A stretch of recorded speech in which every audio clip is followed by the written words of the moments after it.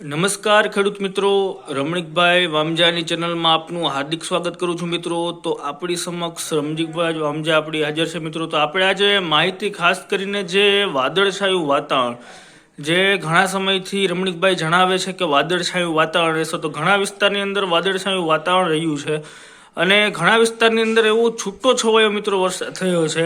હવે તો એના વિશે પણ માહિતી આપશે.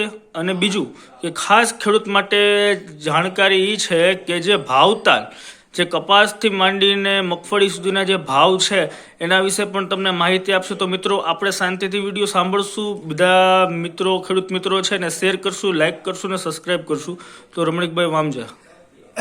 નમસ્કાર ખેડૂત મિત્રો, ઈશ્વર પરમાત્માની કૃપાથી આજે આપણે જે ઘણા સમયથી વરસાદની આગાહી હું આપું છું અને અત્યારે વરસાદની જે 1 થી 3 તારીખે વરસાદનું હવામાન ખાતું અને ઘણા લોકો વરસાદની આગાહી આપે.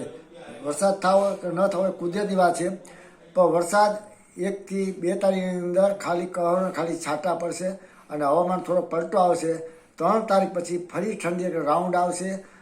પછી 15 થી 18 તારીખમાં વરસાદનું એક આગમન થશે, કારણ કે ઉચાસની પવનની અંદર જે કેસુડા ફૂડ એટલે વરસાદ થાય એટલે આવતું વર્ષ સારું થાય.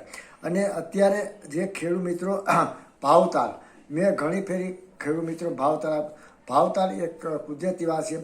આવતું વર્ષની અંદર સફેદ વસ્તુ મોંઘી થાય, કપાસ, સફેદ ડુંગળી, લસણ, તેના ભાવ સારા મળશે. મેં ઘણા ખેડૂત જ્યારે કપાસનો ભાવ નીચો હતો આજથી મહિનાથી પહેલાં, ત્યાં મેં ઘણા ખેડૂતને અને વેપારી ભાઈને આપેલું કે કપાસ સાચવજો ને કપાસની બજાર હજી મહિના ઉતરતા એટલે ભાવ વધશે અને અત્યારે પણ ભાવ હજી પણ વધશે તેવું મારું અનુમાન છે. ડુંગળી પણ, લસણ પણ, સફેદ વસ્તુ મોંઘી થાય અને ખેડૂતનો સારો ભાવ મળે એવું મારું, ને વેપારી પણ પૈસા મળે એવું મારું અનુમાન છે. તો ખેડૂત મિત્રો ખાસ કરીને જોવા જઈએ તો કપાસની બજાર તમે જોવો છો મિત્રો, 4-5 દિવસથી સારી બજાર ચાલી છે. તો આપણે રમણીકભાઈ વામજાને પૂછીએ કે જે મગફળીની બજાર રહેશે એ કેવી રહેશે, અત્યારે જીરાની બજાર કેવી રહેશે, એના વિશે થોડી ખેડૂત મિત્રોને માહિતી મળે તો ખેડૂત મિત્રો માટે યોગ્ય છે. અત્યારે મગફળીની અંદર ઘણા સમયથી મગફળી બજાર એમને સ્થિર છે. મગફળી અટાણું ઉત્પાદનો રાજસ્થાન, મહારાષ્ટ્ર, ગુજરાતની અંદર મગફળી અત્યારે મગફળી બજાર સ્થિર છે. હજી 1 મહિના સુધી મગફળી બજાર વધઘટ થશે નહીં. અને કપાસની અંદર મેં જે 50,000 રૂપિયા ગાંસડી હતા, 50 થી 52 રૂપિયા, અત્યારે મેં મહિનાથી પહેલાં કીધું તમે 1 મહિના પછી તમને કપાસની અંદર 55 થી 60,000 રૂપિયા ઘાસની ભાવ છે. અત્યારે 61,000 રૂપિયા ઘાસની ભાવ છે. અને જે ગોંડલ તાલુકામાં આપણા પુરાવા છે કે મેં આ લોકો મેં આપેલી, તમે કપાસ સાચવજો, કોઈ પણ ઉતાવળ કરતા નહીં. તો ખેડૂત મિત્રો ખાસ કરીને કપાસની માહિતી રમણીકભાઈ વામજાએ પહેલાં આપેલી હતી, આપણા વિડીયોમાં તમે જોઈ શકો છો. તો મિત્રો જે દર વખતે વિડીયો મૂકે છે રમણીકભાઈ વામજા, તો એ કોઈ પણ વિડીયોની અંદર એ સાબિત કરી આપે છે કે આ માહિતી મેં આપેલી હતી ને આ માહિતી સચોટ પડી છે. તો આ મહત્વની વાત છે. તો આપણે રમણીકભાઈને એ પણ પૂછીએ કે જે વરસાદ આવવાની સંભાવના છે, છૂટો છવાયો રહેશે કે વિસ્તાર વાઇઝ રહેશે?